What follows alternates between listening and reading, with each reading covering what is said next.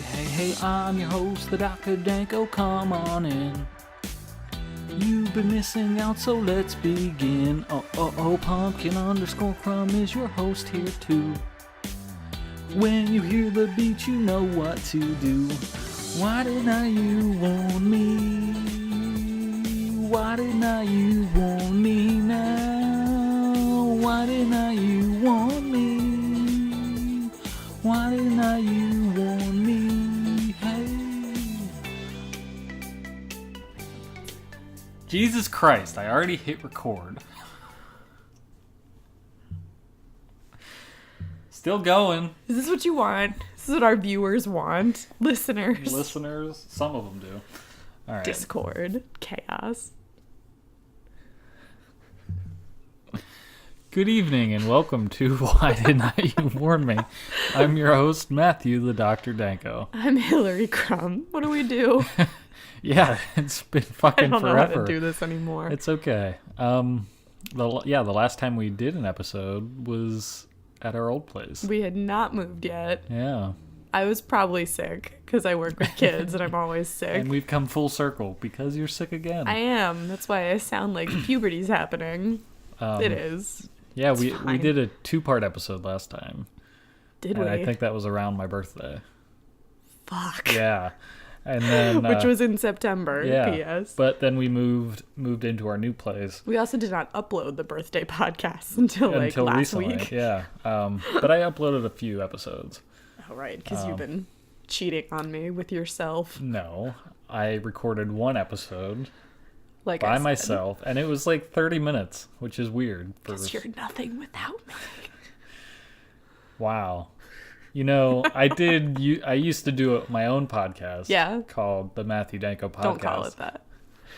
And how'd that go? I mean, it was some of the same shit. It took me, I did 20 episodes over the course of like 4 years. And each of them was 4 hours long. Because without someone to rein you in.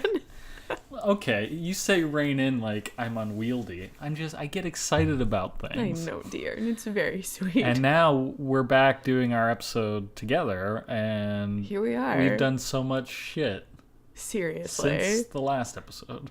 We were talking about what to talk about on this podcast, and I've read so many things. You've watched so many things. Yeah. It's ridiculous. It's crazy. So this how do we want to But not I still enjoy doing the podcast. Good. No, I do too. Now, you know, first off, this was your idea. It was not. To do You asked if podcast. we could do it today. No. I'm talking about the actual podcast itself. Oh, yeah. And you're like, okay, so our New Year's resolution is going to be to do an episode and keep doing them. And listen, we did it until September. I know. Like we did that's pretty well. Pretty awesome. And I still enjoy doing it. I hope you do on some level still enjoy doing it. On some level. It's just with the way our schedules are. Right. You're off on the weekends, and that's when my job picks up. Right. So by the time I get home, or maybe I go to work at like 7 in the evening.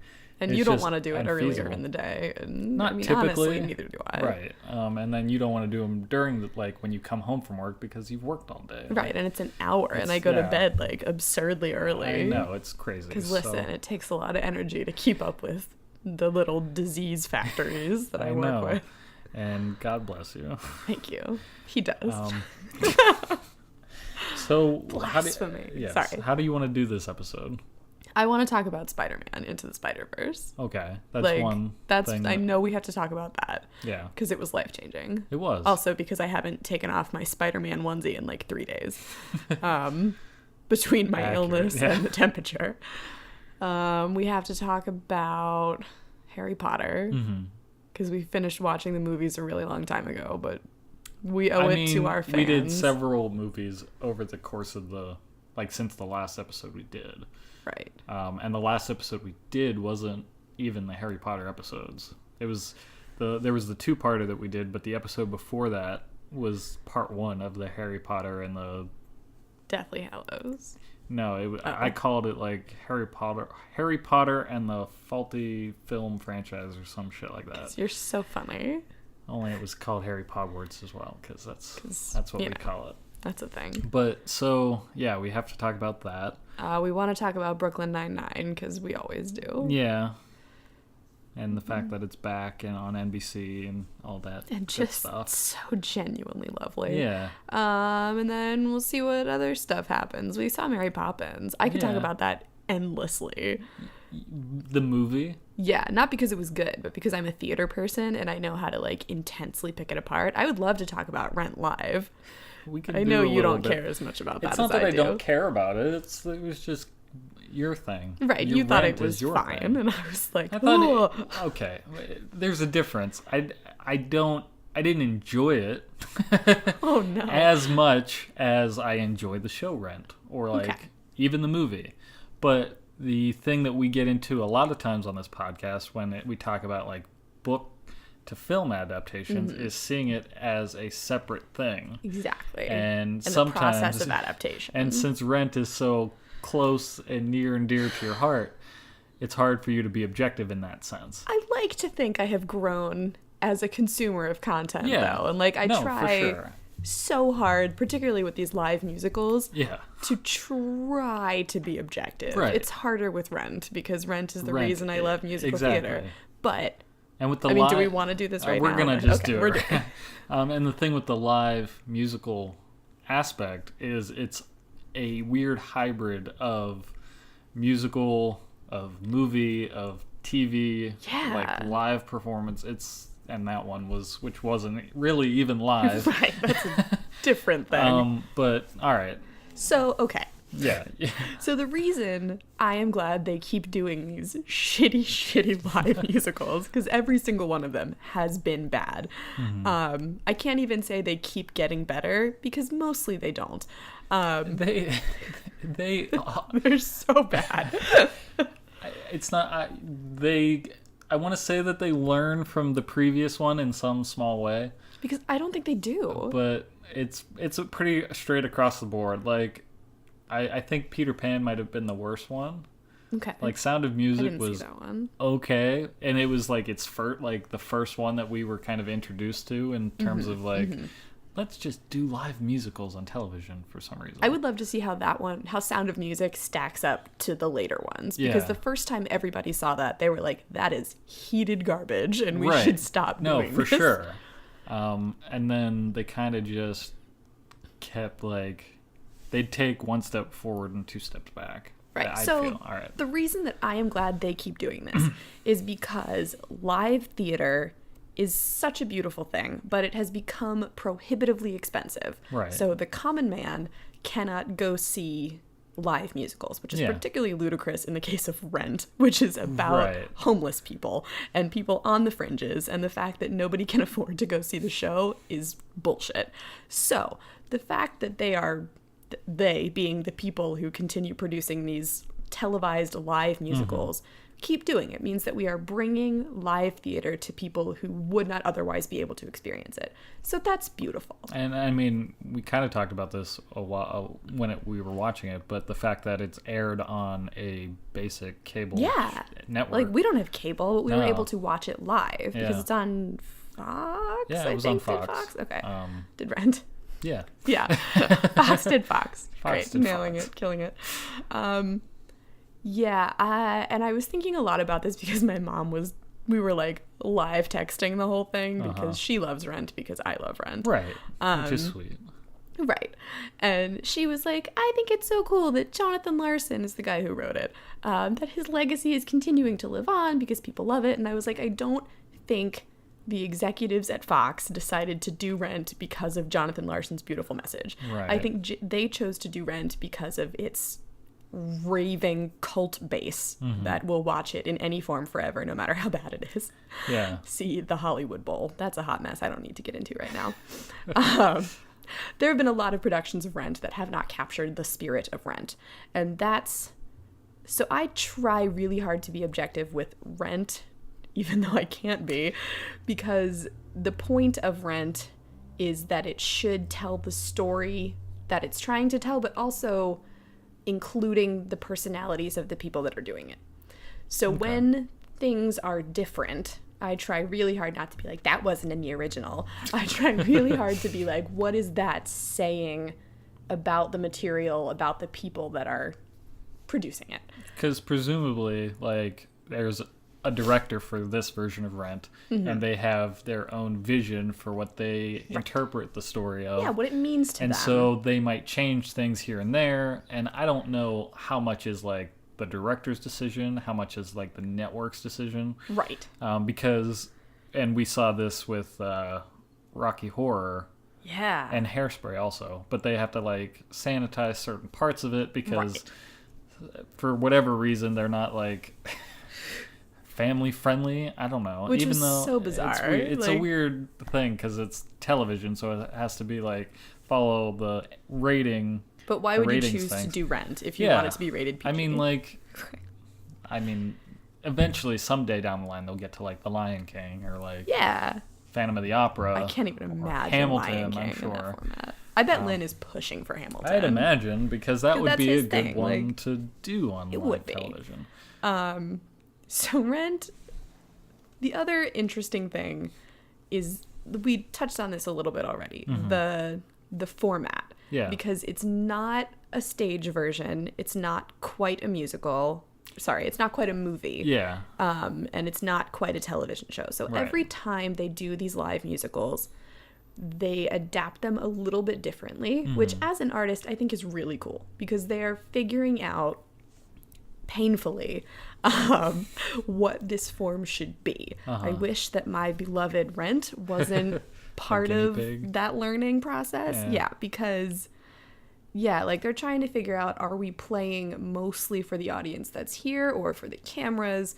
And that comes into, like, sound balancing like that. And staging. And, like, because, like, they have the cameras set up in certain locations, but particularly with this one, we got a lot of, like, handheld cameras where the cameraman is, like, on stage with the performers, which won't play to the audience that's there. They'll be like, oh, there's this weird, like I'm not even supposed to see that person because they're filming it, but the people at home get these cool, like, up close shots of certain things, which is weird for a live musical because you don't get that in theater. Right. And that's the other thing, is, like, when you're putting on a stage performance, you're looking at the whole picture. Yeah. Like, the audience that's in the house is looking at the whole scene. Whereas when you do a movie, you get the option of all these different camera angles, different coverage of a certain scene, so that the director and editor can sort of tell you what's important. Whereas, like, straight up spoon feed it to you because they're focusing on certain things. Whereas which isn't done on stage. Yeah, you have to do everything. Everything is important that you're seeing on stage. Right. I'm such a purist. I would love for every musical to just be one still camera sitting in the house so that I get to decide what I want to watch. Right. But that's not what this form is. Because and it's cool that they're experimenting. Yeah. It hurts me. It hurts me so much. Well, because you might see something that you're interested in, and then they cut to something go look at else. That. Yeah, I want to see what the ensemble is doing, particularly with Rent, because I know what the ensemble is supposed to be doing. Right. I've directed the show. I don't know if I've mentioned that before. I staged a production of Rent in college with a bunch of friends in a teeny tiny train station in our hometown, It was dope. It owns such a special place in my heart because it was just such a passion, love, friendship project, and it was so fun. So Rent is a tough one for me. Michael Greif, the guy who directed the original production of Rent, and has also since directed Dear Evan Hansen, another thing that is quite special to me, and Next to Normal, and a lot of other really good shows. He directed the live version. And that is something that I have had such a hard time coming to terms with, because a lot of the choices that got made hurt me. Like the song "What You Own." I don't know who's familiar with Rent and who isn't. I'm not going to explain it. Just assume everyone isn't. Great. The song "What You Own," it doesn't matter what it's about. It's like this, like, deep, passionate, introspective moment towards the end of the show, and the characters were stage diving during it, and I literally said at the beginning when we started watching it, I was like, if they stage dive, I will fucking kill myself. And they did, and it was sad. So Rent Live was really interesting. Parts of it were really good. The kid who played Mark was phenomenal. Yeah. Vanessa Hudgens shocked the hell out of me as being a very wonderful Maureen. Yeah, it was a very diverse cast. Some of them could sing, some of them could act. Not a lot of them could do both. Yeah, we didn't really look into what they had done prior. I did find out that Angel was on RuPaul, and that was her claim to fame, which that makes sense because she could not act or sing, but she could do drag. Yeah. Which is not the point. Right. The set was really cool. There were a lot of things that happened that I think were just because this is the largest production budget Rent has ever had in its entire existence. Yeah, the set was very interesting because it was very interactive. They had like the whole set out, and when you're doing the live performance, presumably you are like transitioning from one place to another. And with Grease, they actually like bust everybody to different locations, which was a different way to do it. You can't do that on stage. They didn't have to have the whole set in one location. They could drive to the next location somewhere else where another audience was like already sitting there. Right. And like all these different audiences could see the whole performance live, but they might not be sitting like in the seats watching it live. They might be watching it on like a projection that's happening or like a Jumbotron type of thing. And with Rent, they went back to the singular location. Yeah. But where it was the audience massive. was like interspersed throughout the entire set, and like some audiences were behind walls that would move at some point in the show. So they can't see that at all. It's a very interesting way to do it. Yeah. And they're like playing you with said, it. they had this crazy budget that the show hasn't really had before, and it's not really the point of the show. Rent is not about big flashy effects. No, but if you have the budget, like I'd imagine because they've done so many live performances that now Fox or I think NBC was the other one that did it, or CBS maybe. But now they probably have some sort of like live budget. Yeah, just like when they're doing their budgeting for the year of like, okay, this is the time of the year where we do our live performances, and so you get X amount of dollars for it. And what are we gonna do this year? Like, it's gonna be a regular thing, and so they just had a lot of money. They just happened to pick the show that like the set could be 3 cardboard boxes and some scaffolding. And like honestly, it probably should because of what the show is and its message and all that. Right, stuff. like some shows are about spectacle. Rent is not one of them. Like they at one point in Rent they had a turntable. Yeah, which were like, oh, okay. Something like rose up into the air, one of the platforms, and there was no reason for it. No, just cool things just like, hey, because we can. And I mean, to each their own. Like good for Rent. You've never had that. You go, honey. We talked about it. Like, it's cool if you're going to do it for a reason. But it was very clear, like if it was telling the story in a different way or like contributing to your interpretation of it. But it was very clear that on this version, it's just because we have the money to do it. Right.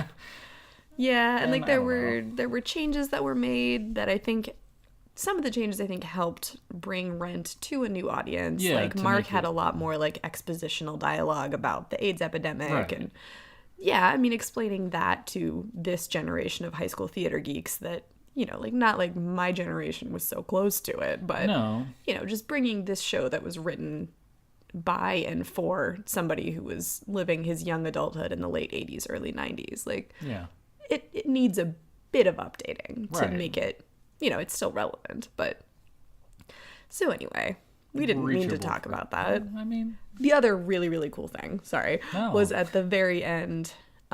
They had a projection with a picture of Jonathan Larson and the story, which is true and sad and awful, that he died hours before the show's off-Broadway debut. And he was this like young, starving artist, and he never got to see what his show became. Yeah. And like how many people's lives it touched and changed. And like it altered the face of musical theater, whether you like the show or not. Shows that exist now would not have existed without Rent. Yeah. So, anyway, they also brought back the original cast for the finale, which was so cool, even though they're old and gross now. Okay, I mean, that's what aging... It's been 30 years. Like, they're allowed to be old and gross. And not all of them are. Like, no, I mean, Idina Menzel looks the same. The guy who plays Collins and Jesse is on L. Flash. Martin, He looks awesome. the same. Yeah. Adam Pascal and Anthony Rapp look awful. But like, arguably, for me, like, the show probably only means something to me because it means something to you. But like, I get the message, and I do think the story is very well told. But like, of the entire live show, the only shit that I cared about were the last like 2 minutes where they put up those title cards and had, and suddenly everybody's crying. And they have like the original cast and everything. Like, that just gets me like it like hammers home the legacy. Which is like beautiful. In a way, it's like passing the baton to the next generation and whatnot. And I mean, because most of the cast for the live version were really young. Like, I mean, the kid who played Mark, I keep calling him the kid because he looks like he's 12. Like, it was a. I'm not gonna say it was a good casting job, but it was. I mean, visually, it was a good casting job. Like, I don't know, because they're supposed to be young. Yeah, and who knows? Like, I would hope the audition process is similar to what they do for musicals and for television, but because it's like what the fuck, when Peter Pan happened, not to take anything away from the girl who played Peter Pan, but she is Brian Williams' daughter. Okay. And there was the whole thing about like, well, she's only Peter Pan because of her father and who her father is. And obviously, show business, there's all the who you know and who you have connections with and networking and all that bullshit. That's fine. But I don't know how closely they audition for things like this, where it's just like, this is happening regardless. Like, we've chosen the show that we're doing. It's going to happen because this is now what we do. We just have to get people to be those parts. And I think, like, in the last couple of ones, or maybe all of them, they've had at least one like big name person. This one, like, the only name was Vanessa Hudgens, and I mean, like, who the fuck is she? Like, I mean, don't take away. High School Musical was a big part of a lot of people's, not mine. Still, she's not like, no, she's not high in the. She's no Aaron Tveit. All right. Different circles. Yeah, but that's the thing is like. Yeah, like these were. Presumably people off the street. Like, I don't know. Not all of them were terrible. No, a lot of them were not good, but not all of them were terrible. Wow. But all right, we can move on. Right. It happened. It was fine. I hope they keep happening. I hope they get better. Yes. What do you want to talk about next? Let's just jump into Spider-Man. Let's do it. Yeah. Take the leap. Take the leap. Exactly. Oh. So it's been... Weeks. 1 week. No. It's been 1 week since you looked at that Bare Naked Lady song. No? Anyway. Hey, I could have been like, it's been a while. I can go. You no. can just do this. This will just be like last week's episode. Which didn't happen. No. Where you weren't here. So Into the Spider-Verse. All right. So, yeah, it was a couple weeks ago that we saw it, like, this. on Christmas Day. Wow. So not even a couple weeks. So like weeks. a month. And we had been super excited for the story since we saw like the trailer.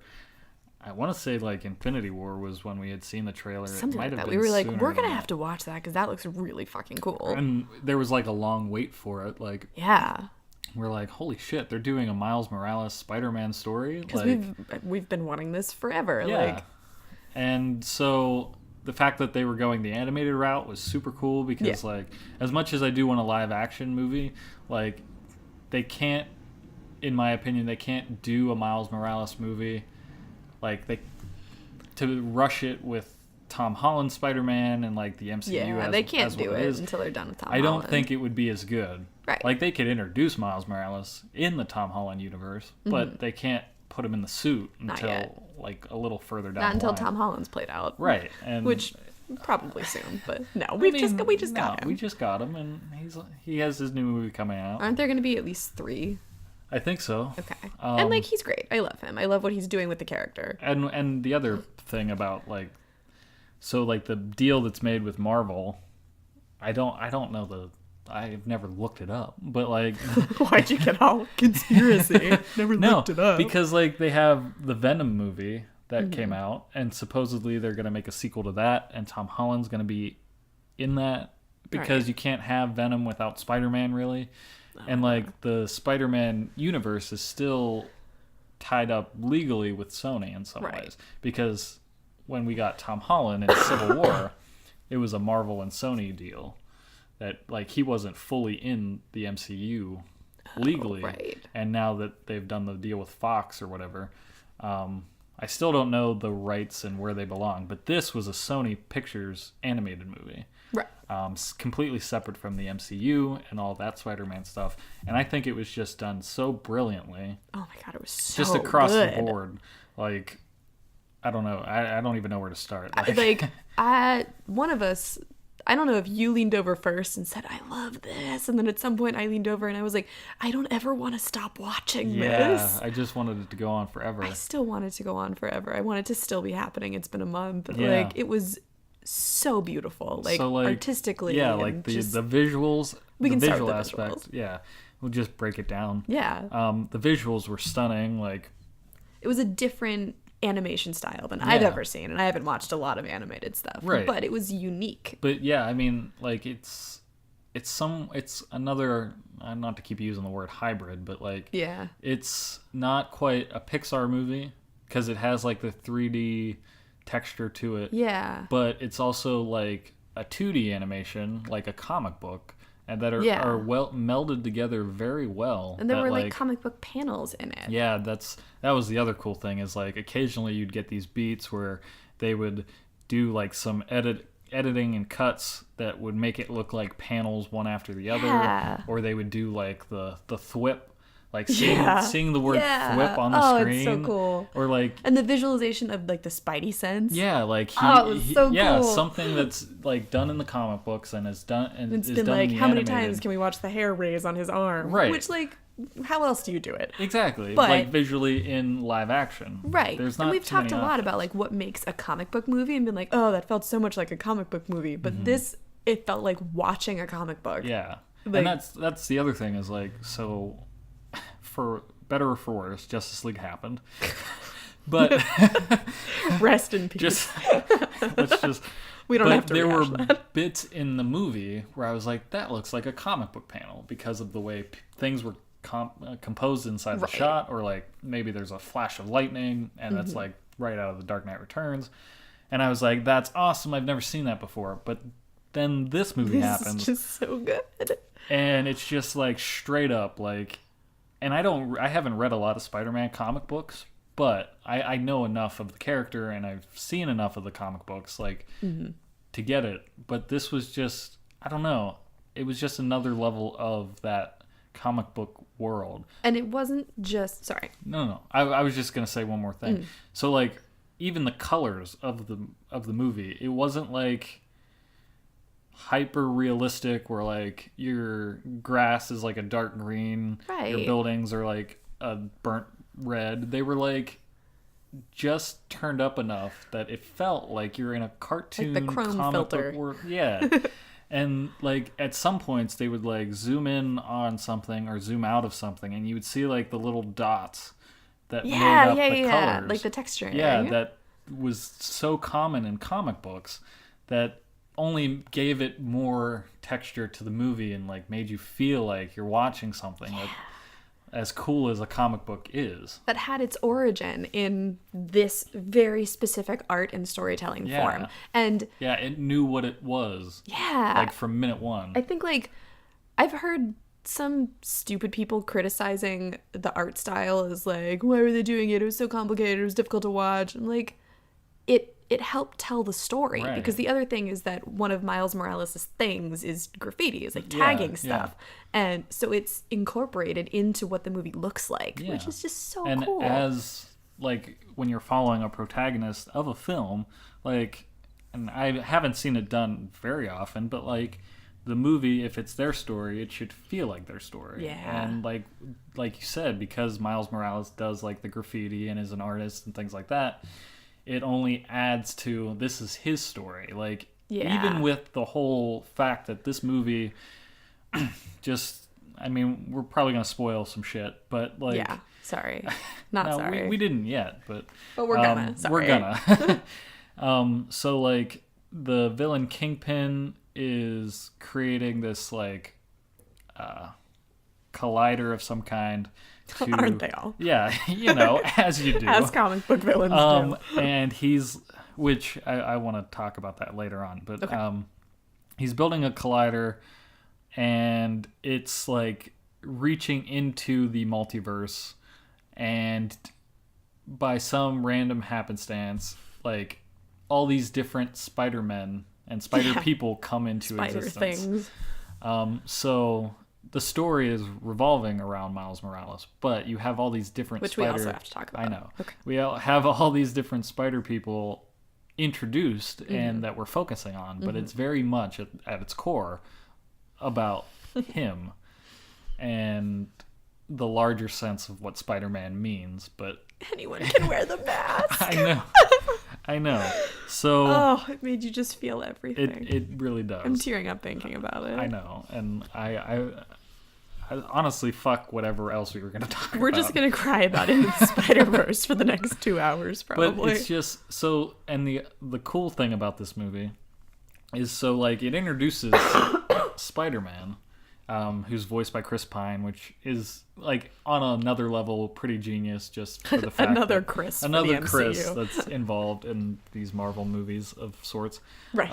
But the cool, like, I told you this when we left the theater. Like, the coolest thing going into that movie was, like, because he has his voiceover, like, Chris Pine, Peter Parker, Spider-Man. And he's like, so here's my story. And going through what he does as Spider-Man in New York City. And he's like, so I'm just your average, friendly neighborhood Spider-Man. And, like... I fight crime and, like, all this other stuff. I was bitten by a radioactive spider. We get the origin story in, like, 30 seconds, which is all we need and he's like, point. And no matter how many times I get knocked down, I just keep getting up because I'm Spider-Man. And it's just this cool moment. Like, this is the best Spider-Man that's ever existed. And this is how the story opens. And then you just it's so much. It's so much. Remember when we thought because we saw this a month ago we weren't going to be able to talk about it? I know. I was worried that we wouldn't have enough to say, but clearly we do. The floodgates are opening. And so that Spider-Man's introduced, and then Miles Morales is introduced, and then at some point their paths cross.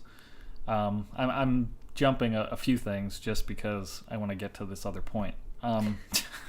But Miles Morales gets bitten by the spider. And starts freaking out, and as one does. And I can't. He's underneath in the subways system because he goes back to where he was bitten to try to figure some shit out, and that leads him back to the Kingpin's like underground lab or something. Because again, duh. Why the fuck not? Right. And that's where Spider-Man is. Peter like, Parker, Peter Parker Spider-Man. Spider-Man. Right.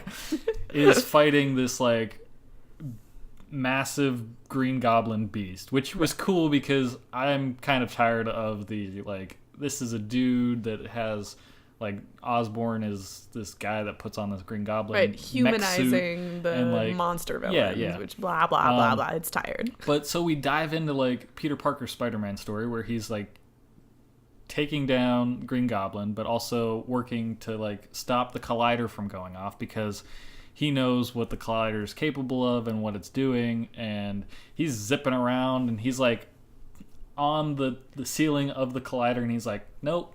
Like hitting the panels and he's like, there it is, and he hits the right one. And we dive in at like the climactic point of Peter Parker's story, which is perfect because we do not need the exposition anymore. That's what I'm saying. Is we have the Spider-Man story that's continuing on outside of Miles Morales. And we're able to jump in immediately and know where we are. Where it's important. Right. And at some point, Miles is watching all this shit happen, and he like gets hit or something causes him to fall.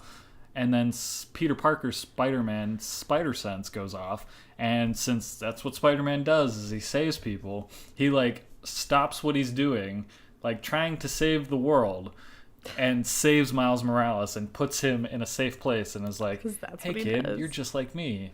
And like all this other shit. And he's like, all right, just stay here. I got to go do this, and then I'll be back. And, like, assures him that it's fine. But it's not. And then some crazy shit happens. Something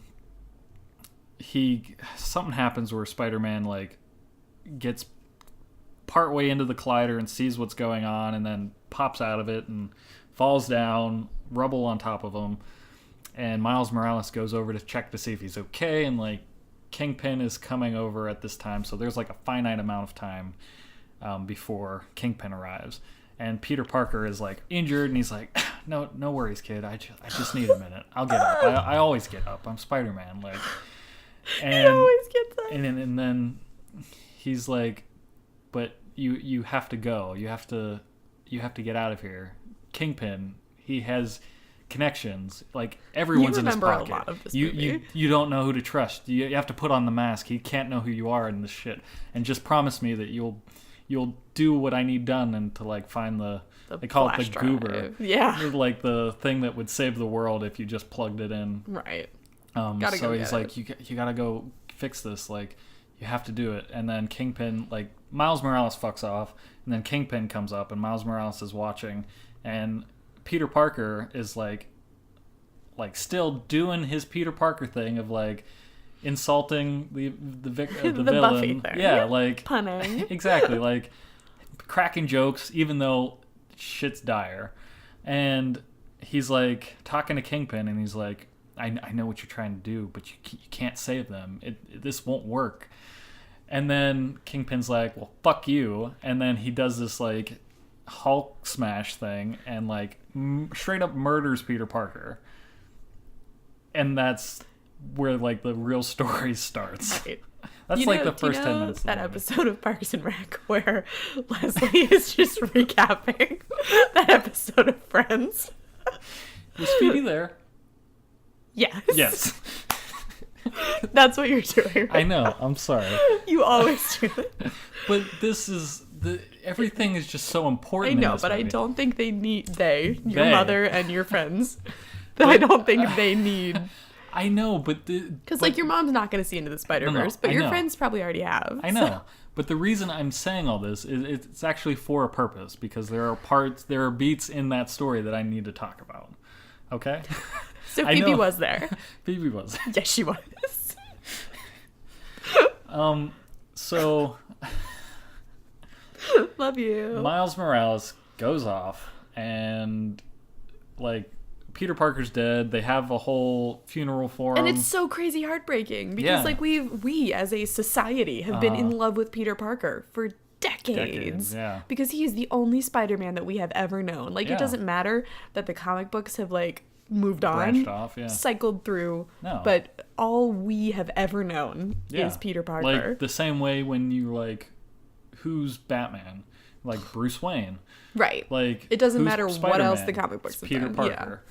Instantly. That's recognizable. So as a movie viewer, I am just struck to my core that Peter Parker is dead. Effectively like, dead. Spider-Man Not, like, coming is back dead. Dead. Yeah. And so Miles Morales is like, well, I promised him I have to do this. I have to see this thing through.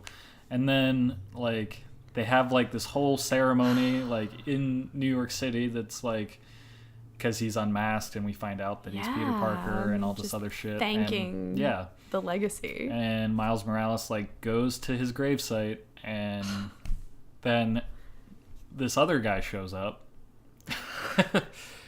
And he finds out that, like, Miles Morales isn't, like, alone. That there is another Spider-Man out there. You are not alone. And he's like, you're just like me. And what we find out is that's Peter B. Parker that was taken out of the, like, this other universe. Where So we find that out because he does the thing again. I don't remember how it starts, but, like, so here's how it's... Yeah. I think it's after he wakes up.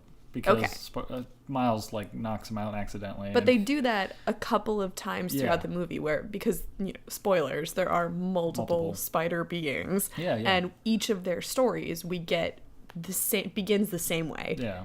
And that's a very cool thing because towards the end we get Miles saying, Okay, yeah. Okay, you were probably going to do that better, but you were taking a long time to get there. Because I wanted to... So, apart from, Spider-Man, the one that we all know and love, being dead, we have Miles Morales, who has to learn how to be the new Spider-Man. Right. In this universe, because he exists in this universe. Mm-hmm. The other Spider people that show up have been taken out of their universe.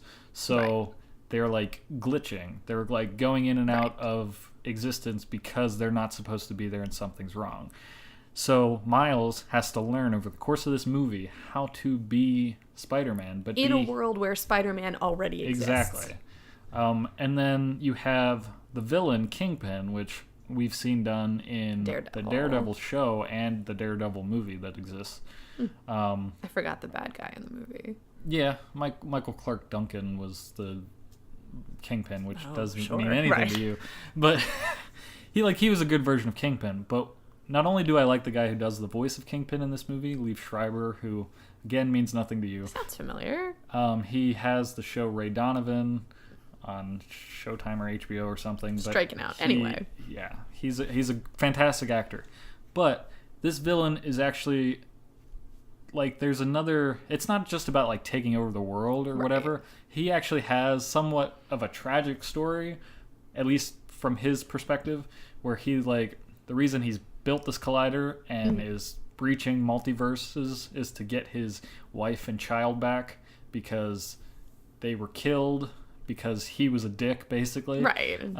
He's sorry about it. And so he's, like, fucking up reality just to get them back, even though they're not going to be the real versions of them. I read something on Tumblr that was making the case that Doc Ock, who also shows up in the movie, is actually more of a villain than Kingpin. Because Into the Spider-Verse? Yeah, not in terms of moving the plot, but in terms of personality, because she was just there to fuck shit up. Yeah. Like, her motive was domination and ruining people's lives. That's the thing, is like... She was sort of more... Also, it was a woman, which is dope. Yeah. She was the traditional coming villain in the movie. No, I didn't either, which sexist of both of us. Women can be bad guys, too. It wasn't that I didn't think she was a villain, it's that I didn't know she was Doc Ock. Right, because I was not aware that Doc Ock showed up. No, neither did I. I didn't know anything about it except Miles Morales. We get her name because, like, Miles's school, the boarding school that he attends, like, they're watching some video in science class, and she's the scientist in it. And she, like, seems like she's the weird scientist lady that, like, just like a Miss science. Frizzle type. Kind of, yeah. And then, like, we only get her first name or something, and it turns out that it's short or something for Dr. Octavius or something crazy. Like that, yeah. And it's just such a good reveal. Yeah, it was really cool because, again, a lot more people know Doc Ock than... Yeah, exactly. And that's the other thing is Doc Ock has been done in the live-action Spider-Man movie. She's never been a chick, though. Yeah, exactly. Which is super cool. And it didn't, like... It shouldn't matter anyway. Right. But for people that are like... I can't believe they're making all the Ghostbusters women, or like, I can't remember the example of it in one of the live action movies, but like they changed the gender of a character. Right. It literally has no effect on the story. Right, and if it does, you've written a shitty story. Kind of, yeah. Like, sorry. But like, if you make Batman black or a woman, people get up in arms about it because, oh, that's not how it's done. Right. But like, it doesn't... In certain situations, it has no effect on the story. Right. If you're doing it to affect the story... Then it has to be in the right way. Yeah. Which is why having Miles Morales... Yes, we can get right into that now. That was beautiful. Having Miles Morales be Spider-Man does affect the narrative. Uh-huh. Even though Spider-Man wears a mask. It doesn't fucking matter. It sort of does, though. Yeah. And we are entering into a more... woke, shall we say, age of media where representation is super important. Mm-hmm. And Miles Morales, when he's like trying to figure out Into the Spider-Verse, if he can be Spider-Man, how to be Spider-Man, he ends up in, is it a comic book store where he sees Stan Lee? No. Oh, okay. That's like it's a costume store? Okay. And the Stan Lee cameo, which was obviously going to be heartbreaking because of recent events. Yeah. R.I.P. I'm going to cry talking about it. I know. Stan Lee talks about how Spider-Man was a friend of his. And this is the really cool thing about this particular cameo. Like Kevin Smith has talked about Stan Lee, and because they were like friends more or less over the years that he's done movies. But this was the cool thing about Stan Lee, is that like Stan Lee as we know him, that became that's a character kind of. Like Stan Lee is the face of Marvel. He's Spider-Man's dad. He is all these things that just like when you see Stan Lee in person, he's like, hey, fuck, I can't think of it. Like, hey, webheads, like throwing these words around that he created and put in these books as part of his legacy, that he became like the godfather of comic books. Mm-hmm. And so when we see him and he's like Excelsior and hamming it up for like his fans, it's because he knows the fans appreciate it and love him for everything that he's given. So when he makes this cameo in this movie, obviously after his passing, the function of Stan Lee in the movie is he is a salesman in a comic book costume shop or whatever. Right. And like his job is to sell his merchandise. Yeah. But he's also being Stan Lee. So when Miles Morales buys this Spider-Man costume, Stan Lee is like, oh, it'll fit, like, it always fits in the end or something like that. Anyone can wear the mask. Yeah, and then, like, it pans over and there's, like, all sales final sign. Because, like, the message Stan Lee is giving is that, like, yeah, anybody can wear the mask. But also still being true to who Stan Lee was, and like the salesman, the guy who built up like Marvel, and like instead of being like package for Tony Stank, like this one was much more tender. It was real and like it's just so very genius. Beautifully executed. And yeah, like, oh yeah, Spider-Man's a friend of mine, and like being both serious and sincere at the same time, being funny. And like just the figure that comic book fans and comic book movie fans fell in love with. Yeah, that know and love and would go to see, and like just over and over so again. Genius. And so getting back to why it is powerful to have Miles Morales, particularly at this time in our existence. Yeah. Miles Morales is a black, I think Latino. Yeah. Because, Morales. A black Latino kid in New York. His mom is Latino, and his dad... Latino, sorry. And his dad is African-American. Right. But his dad... I don't know the storyline in the comic book. Either. But he has a stepdad that has become as much of a real father. Like there's somewhat of a stigma sometimes with step parents. Right. But all throughout this movie, you don't even think about the fact that this guy is raising somebody else's son, whether or not that person has passed or is just a deadbeat. He just loves him. Unconditionally. Like he's biologically his own son, which only adds to the level of realism. Like families like that exist that we've never experienced, either live action or otherwise, and because they never get into it. The most they do is like, oh, one of the parents is dead, so it's just a single parent. And stuff from being like beautiful and supportive and tender to making him yell "I love you" on the school steps, like just real parent-child relationships. And it's a dynamic family that we never really see. And it's supportive, so it's not a black kid from a tragic broken family. Right. This is a kid whose family is well off, like they can afford to send him to this private school, and like so it's because he's a smart kid that was being like that was bored in public school basically, and they're like, you have potential, you're gonna go to this boarding school, because it's what's best for you, and like all these other things. So then he assumes the mantle of Spider-Man. Mm-hmm. It's not a character that was created specifically for African American fans. This Spider-Man is supposed to be your friendly neighborhood Spider-Man. He is supposed to be universal. And universal in our society, for really shitty reasons, has always meant white. Yeah. But now we have Miles Morales. Like, arguably, that's like, I know in the comic book world, like, having a secret identity and all this other stuff adds a level of drama, but also keeps your loved ones safe.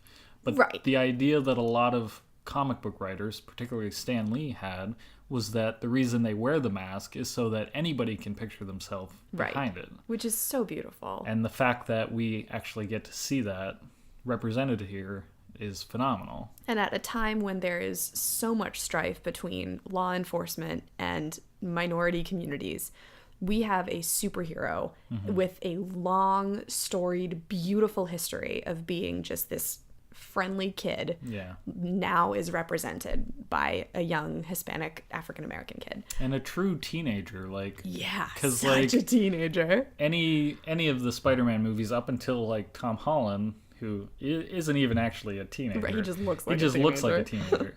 They've all been, like, clearly in their 20s or even 30s. Right. But because he's animated. You can make him a teenager. And it adds that other level of, like...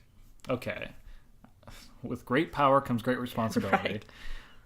This has been, like, thrust upon me. I'm just a kid and I don't know what I'm doing. Yeah. And now I have to learn how to be Spider-Man because that's my destiny. Like, it's so common in storytelling to give, like the Harry Potters of the world and all those, the chosen one, that they have to do something. But he's not alone. He has all these different Spider-Men and Spider people that he can learn from. Spider characters, yeah. Because they're not even all people. Spider-Ham. Thank you, John Mulaney. Thank you so much. Yeah, that was pretty cool. And he had no idea really what he was doing. I also want to add the caveat while I'm still thinking of it. That, again, neither of us are African-American. No. So if we are summing up this experience incorrectly or insensitively, please tell me. Right. I would want to know, but I don't think it's incorrect to say that it's a good thing. Like, right. If it like needs to be more nuanced, or if there are more beautiful nuances to it, I would love to be able to understand that experience. Right. Because, like, from where I'm sitting, I can try to imagine. Yeah, that's fair. And it feels so beautiful and just so inclusive and warm, and just this idea, because Spider-Man has been around forever, and everybody has an idea of what Spider-Man means, and now we have Miles Morales, which is just incredible. Exactly. And his suit is unique, which is amazing. So at some point in the movie, after all the spider people have been introduced, spider beings, sorry, we go to Aunt May's house with Peter B. Parker, right? Who not only has to deal with the fact that, like, Aunt May is here and, like, it's not his Aunt May and things like that, but she knew that they would be coming because all of the other spider beings have shown up already. But she takes them out back to, like, this work shed that's actually, like, a lair, the Bat Cave, basically, where there are, like, thousands, presumably hundreds probably, of all these different spider suits and things like that. But until Miles, like, learns how to be Spider-Man, he's wearing that costume that he got from Stan Lee that doesn't fit, and that basically just hides his identity, and that's, like, its only function. Barely, yeah. But then when he's finally ready to take the leap, he finds the suit for him, but then still adds his own touch of graffiti to it. He, like, gives it a spider tag that's, like, very clearly made from graffiti, and, like it's dripping a little bit. Yeah, it's his touch, which he has explained throughout this movie. Yeah, like, graffiti he does it. It's a cool art form. Yeah. Like, and then finally, like, he puts the suit on and goes out to, like, the tallest building he can find, basically. Yeah. And takes the leap, jumps off of it, and we get this awesome shot of, so he's falling, like he's just dove off the top of the building, but then the whole image flips upside down, so, like, now you have the cityscape up on the top of the frame, and he's rising. Yeah, now he is rising, and it's just such a beautiful shot, and so like for the fact that he is now becoming Spider-Man and all this other stuff, it's just such a beautiful way to tell the story.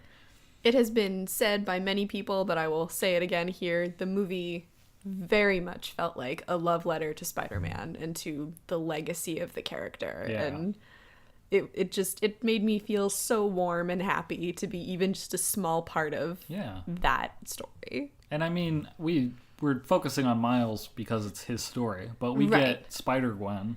Yeah, which is awesome. And she's so cool. We get the anime version of Spider-Man. Right. Penny Parker. Right. What's the noir one? It's Spider-Man Noir. Oh, okay. I mean, that's Nick Cage, which is beautiful. He's phenomenal. When they introduce all these spider people, like they just show shots of them hanging in their respective spider webs. And Spider-Man Noir, who's this black and white character, like pulled from the 1930s or 40s. Something like that. But he's hanging on his web, and his like jacket is blowing in the breeze, and they're in the Batcave, and Miles is like, how's there wind? Like, we're underground, and Nick Cage is like, wherever the wind goes, I go. And it smells like rain, and just these noir, perfect. Like they just got every character like very like so well focused and like well balanced that like they're so unique in their own right, and they might only have a 30-second scene, right? But we get like all of their characterization in that scene. Yeah. John Mulaney just delivers this fabulous spider ham, and apparently they just told him to ad-lib it, which he did for a really long time, and he was being really crude and really foul. And he stopped them and was like, wait, what's this movie gonna be rated? And they told him, and he was like, so you can't use any of that? And they're like, no. I would love to see that though. He's been like famously pitching a Spider Ham solo movie. That'd be genius. I would love it. But so we get all these unique characters, and they're all versions of Spider-Man, but they all have their own introductory story where they like slam down the comic book cover of like their own respective stories, and they go through the whole like so this is how it starts. This tragic thing happened to me, and now I fight crime and all this other stuff. And then by the end of the movie, he's like, all right, we're gonna do this one more time. And then it's Miles Morales' Spider-Man cover, and it's so good. For the last 2 days I thought I was the only Spider-Man. Just like jumping up and down excited by the time you get to the part. I really want to see this movie again. I want to see it again in theaters. If you haven't, oh my god, do yourself a favor. It's so good. It's so beautiful. And like I haven't read the comic books. I've seen the live action movies. Yeah. But it doesn't matter. It's not. No part of it is gatekeeping. No. Like I'm sure if you've read the comics for your entire life, there was stuff in there. But it definitely does its job of like staying true to its source material. And by the end of the end credits, there's an end credits scene. Spoilers. Right. But there's like. So all the respective spider people and beings have gone to their universes. But then we get this Spider-Man 2099, which is like a Spider-Man from the future. He's talking with somebody and is like, okay, we only have one shot at this. So he puts on like this time gadget or universe hopper of some kind and jumps to the Spider-Man, like the original animated television show. And he pops in, and that meme that's gone around where it's Spider-Man pointing at Spider-Man, like two versions of Spider-Man, and like they have this whole conversation about like, I'm Spider-Man, but like you're not Spider-Man, I'm Spider-Man, and they're pointing and everything. That like for the people that know the meme, that's the reference for them, but the people that know the show, that's a reference to them, and like they touch on all of these, cool things that's because Spider-Man has existed for so long that you have so much to pull from. Yeah. But it doesn't alienate you being like, I don't understand what's happening because I didn't read number 39 of Spider-Man's Fantastic Adventures. It's inclusive. It's inclusive and it's a love letter to Spider-Man fans. If you have felt even a small part of that history, you are included in the movie. Yeah, exactly. It was absolutely beautiful. And I know it's been a while since we've seen the movie, but I don't recall feeling bored at any point in the movie. I wanted it to like, keep there going. were no lulls in the movie. There's No. like, I just want to get back to like this part like, that I really love. Like, it kept going from start to finish. Honestly, it made a lot of the MCU movies look like garbage, which is so sad because we love them. Yeah. But it's true. Like, I want more animated Spider-Man movies. Yeah, I want that team to make more movies. Because of the animated element, you can do a lot more. Right. You can get away with a lot more. You don't have to worry about them aging out. Yeah, aging out, or like just in terms of like the way the characters move. Yeah. It's more fluid, and it like the thwips, like you can show that. Oh, it's so cool. It's just a great way to tell the story. Yeah. And it would be awesome not only if they did another Spider-Man animated movie, but if they did other characters. Like, I mean Black Panther, any Black Panther thing I would be all for, but I want Ryan Coogler to do it though. Yeah. I don't see why you wouldn't use him. Right. Yeah, like he invented it. No, he didn't. No, he didn't. But this iteration, he basically invented. But that's the thing, is like I'm trying to think of other Marvel characters like they've done so many in the live action universe. It would be cool to see somebody do the X-Men well. Yeah. Because I don't think that's happened in live action. I mean, yet. I would say there are parts that there are parts. But... Yeah. I mean, and Logan is a tangential X-Men movie. I was so bored by I know, Logan. Because of many reasons. Right. But that is like one of those good ones. I think Days of Future Past was interesting. I can't even remember which one that was. It's fine. Okay. They reset the timeline and shit. Oh, right. Like, there are interesting concepts and definitely good scenes in some of those movies. I don't know if there has been a good one, but with the new deal that's been made with Fox, right? Like, there's talks of them coming Bringing to the them MCU, in. but unfortunately, if you're gonna have like Robert Downey Jr. and Captain America on their way out, or at least like waiting in the wings for eventually coming out of, but you have Hugh Jackman retired as Wolverine, right? There's no real sense in bringing the X-Men unless they're gonna meet the Avengers or like the Fantastic Four. They're gonna do it animated. I mean, that would be the thing, because then he's not technically reprising his role as the character, but he's lending his voice. I mean, I was gonna say, like, the X-Men, like Green Lantern sort of feels like scorched earth. So, but X-Men, it doesn't matter how many shitty X-Men movies they make, they sort of just keep making them. Yeah. So animated might be worth a shot. Yeah.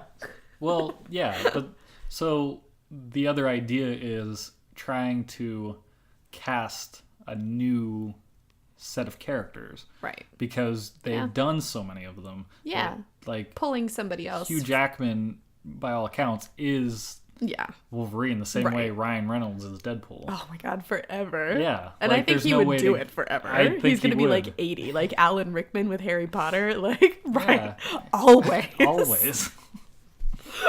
And like, I don't remember, maybe it was just like his contract expired or he didn't want to do it anymore. He just wants to do musicals, dance. But he doesn't want to be big and strong anymore. He was Wolverine. He was. Whereas like, I don't know, with the way the MCU and everything is, animated seems like the best way to go, because you're not trying to get involved in the very intricate web that's being... Nice job. Oh, it wasn't even on purpose. I noticed. Damn. But you're not like saying, well, who do you want for this character? Because this actor has already been that character for so long. Yeah, so if you go animated... Because like, as much as I love the Spider-Man movie growing up, the minute Tom Holland became Spider-Man, the other ones became irrelevant. That was it, like, yeah. Tobey Maguire, he was Spider-Man for so long.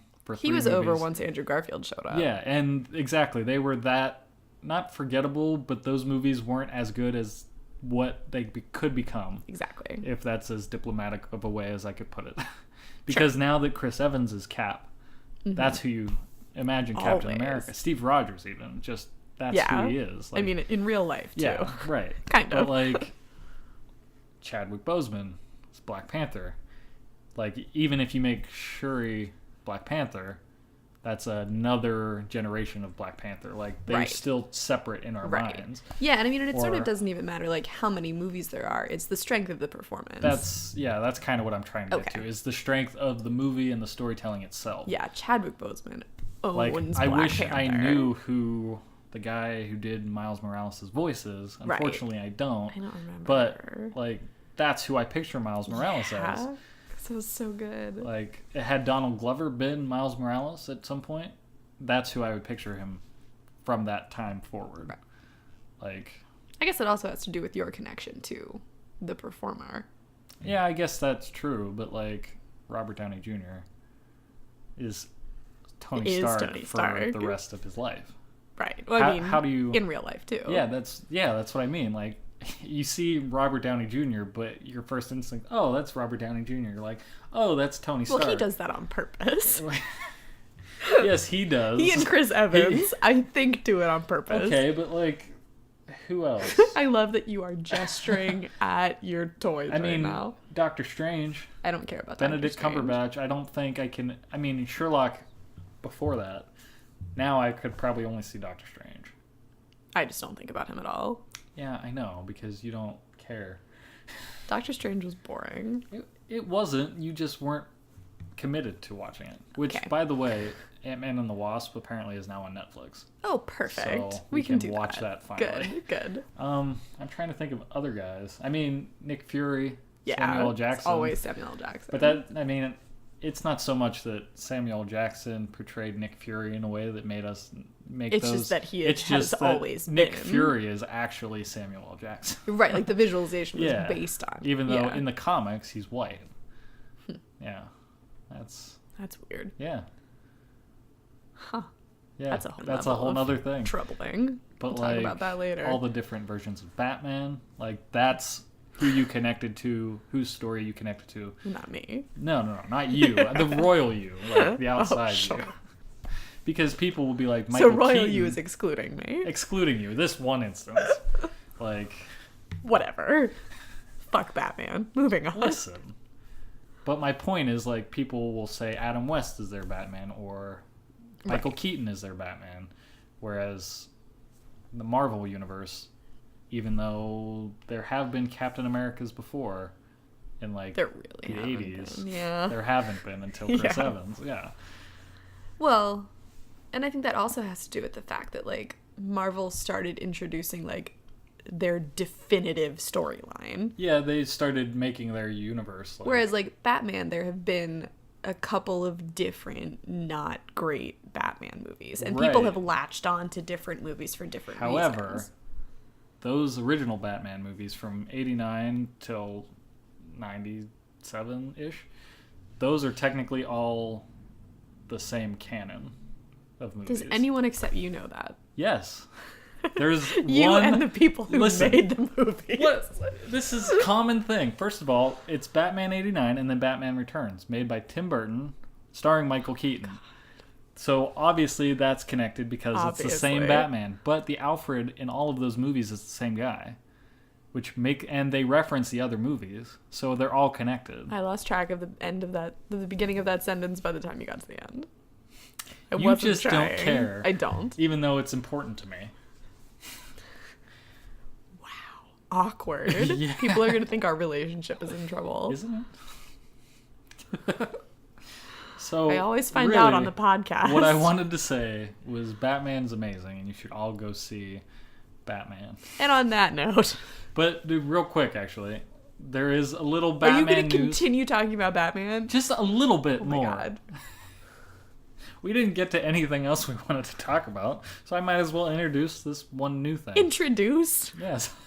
Do you want me to go so you can talk about it by yourself? I just wanted to say that for this new, like, Phantom Batman movie that's been going around forever where they're, like, recasting Ben Affleck and whatnot, it's that supposedly it's supposed to focus on his detective skills as the Dark Knight, which is something that we haven't seen in the movies before. And I think it would be really interesting. Don't look at me like that.